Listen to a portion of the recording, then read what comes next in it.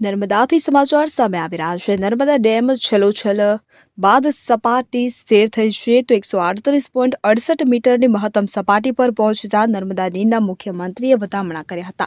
Narmada dam સિઝનમાં પ્રથમવાર 138.68 metre પર પહોંચ્યા બાદ સપાટી સ્થિર થઈ છે તો ઉપરવાસમાંથી 78,880 ક્યુસેક પાણીની આવક નોંધાઈ છે, જેની સામે 75,095 ક્યુસેક પાણીની જ આવક નોંધાઈ છે। તો નર્મદા ડેમના 3 દરવાજા કે જે 1 મીટર ખુલ્લા કરી નર્મદામાં પાણી છોડાયું છે। 1 વર્ષ સુધી ગુજરાતને સિંચાઈ અને પીવાનું પાણી આપવામાં ડેમ સક્ષમ। તો નર્મદા ડેમ છલોછલ થતા RBPH CHPHના પાવર હાઉસ ધમધમ્યા છે। રોજનું 3 કરોડ કરતાં પણ વધુ વીજ ઉત્પાદન। તો નર્મદા ડેમ 100% ભરાતા સિંચાઈ અને પાણીની રાજ્યને ચિંતા નહીં રહે।